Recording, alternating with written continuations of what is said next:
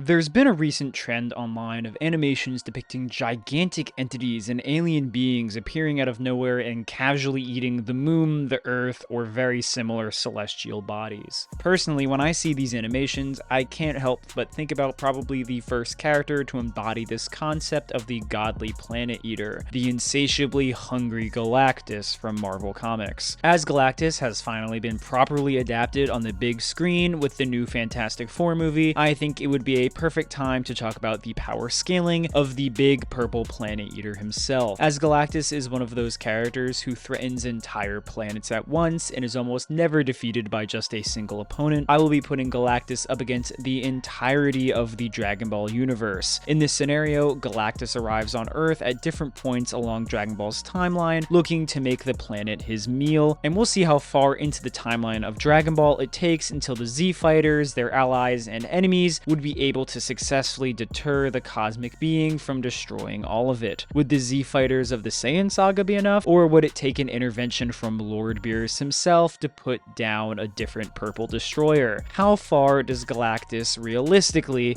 get in Dragon Ball? Let's find out. If you like this kind of stuff, make sure to like and subscribe, and let's jump right in.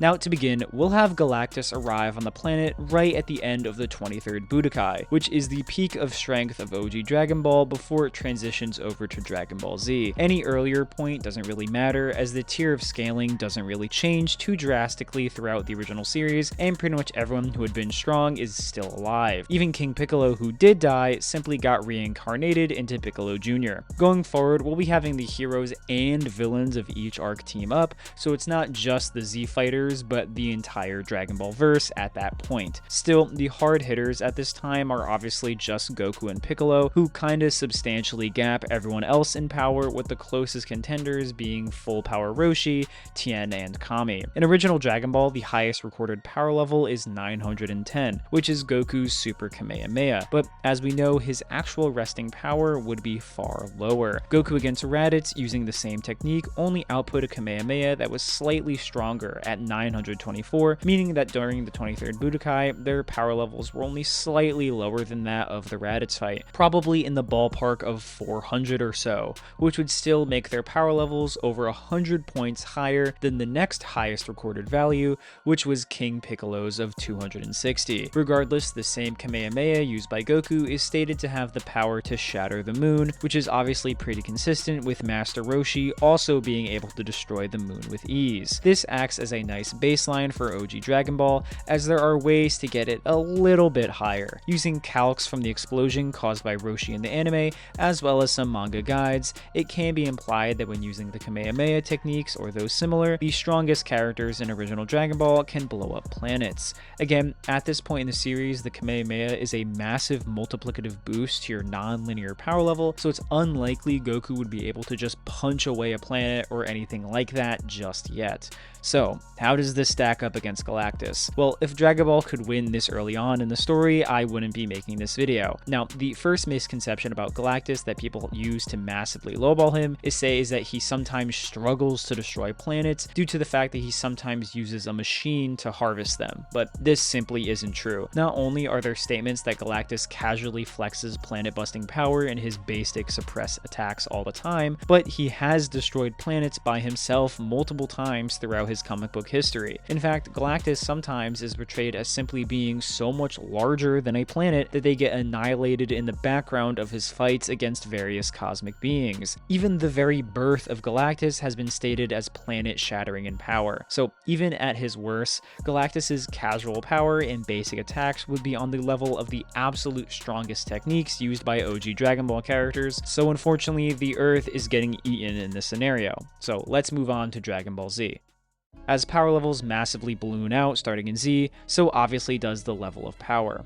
Entering the Saiyan saga, you have more explicit planet-busting statements for elite Saiyans like Vegeta, who would be over a dozen times stronger than the peak of OG Dragon Ball with his 18,000 power level, with Goku at his absolute Kaioken limit exceeding even that nearly twice over at 32,000. In the anime, you have multiple feats from other elite Saiyans, notably Vegeta and his father, casually blowing away planets with such large explosions they're reaching into the star-busting levels of power. A massive step up from the original original Dragon Ball in every single metric. Unfortunately, just like before, Goku and Vegeta stand in a tier of their own, so the other characters like the Z Fighters or Nappa, while massively stronger than what came before, are so utterly dwarfed in power that they end up not being all that relevant, unfortunately. So do these guys stand a chance against Galactus? Once again, unfortunately no. For an example of a Galactus feat that exceeds star level and anything in the Saiyan saga, a super weakened Galactus, when having his energy unleashed, caused a wave of energy that at the bare minimum enveloped 3 different solar systems, which would still be massively stronger than even a hypothetical full power Great Ape Vegeta with a power level of 180,000. So now Galactus is going to take a break from invading Earth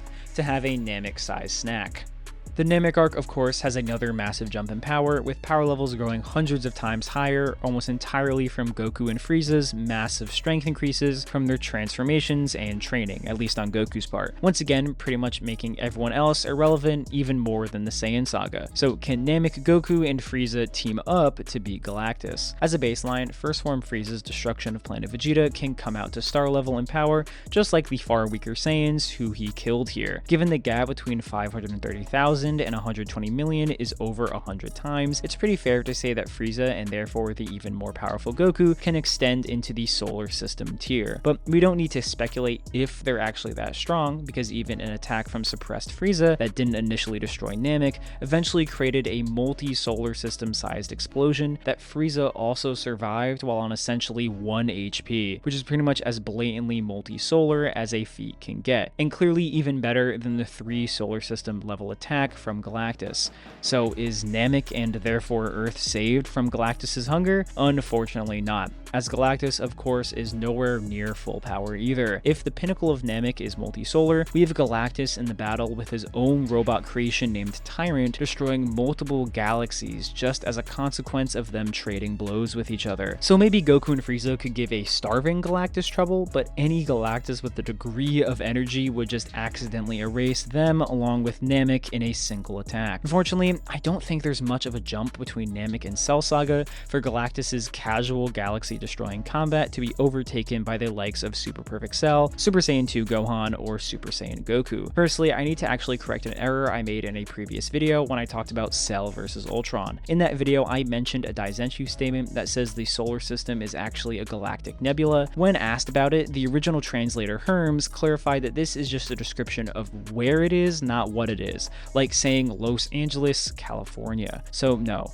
Cell saying that he can destroy a solar system is not a galaxy level statement in any way, shape, or form. My bad. But let's say you want to take the anime statements from Cell saying he has infinite power as hyper literal and say that he has infinite 3D universe busting strength. That would obviously put peak Cell Saga and pretty much everyone in the Buu Saga at universal and easily strong enough to surpass multi-galaxy. But is it enough for Galactus? Let's put a pause on that and quickly cover the Buu Saga. So if you think Cell or even Frieza is an actual universe buster, then the scaling of Dragon Ball Z doesn't really change after that point, as they remain just universe busters throughout the rest of Z, with characters who are stronger than Cell just being further along into that universal tier without ever getting into multiversal, with even the strongest forms of Buu still just being threats to the individual living universe or any other universe-sized realm they may teleport to. At the peak of the Buu Saga, you of course have the strongest forms of Buu, Goku, Gohan, Vegeta, and of course the fusions at the very top like Vegito. But of course, Galactus purely from feats can do just as well, if not better, as not only can Galactus simply grow to the size of a universe, but far larger, but he's able to hold a universe in his palm and make it vanish completely.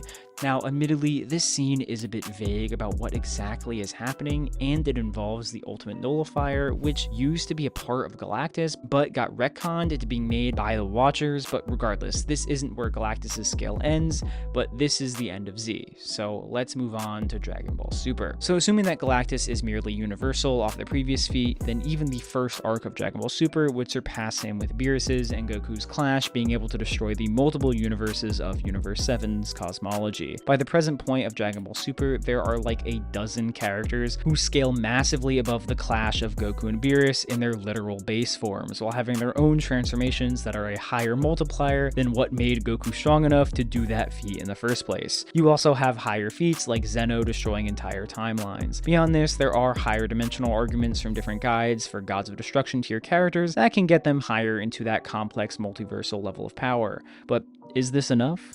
Now, up to this point, I've only been using Galactus's direct feats or statements and not using anything about the Marvel cosmology because for some reason people get mad when you use the cosmology of a verse or power scaling to other characters when you scale comics for some reason. If you want more details, check out my Goku vs. Marvel video, but the Marvel multiverse is made up of infinite universes with infinite spatial dimensions that are beyond infinitely larger than the lower ones that precede them. Galactus can not only fight and beat characters who can explicitly destroy this infinite multiverse, but actually the Galactus we see is only an aspect of the real one, with the real Galactus being verbatim stated to be beyond and without dimensionality entirely. This level of strength for Galactus is insanely consistent, even ignoring stuff with Marvel abstracts. Galactus acted as a power battery for Thor to defeat a being known as the Black Winter. This is what killed the previous version of the Marvel multiverse, known as the Sixth Cosmos in its entirety, which is the multiverse Galactus is the only survivor from, meaning at his absolute peak,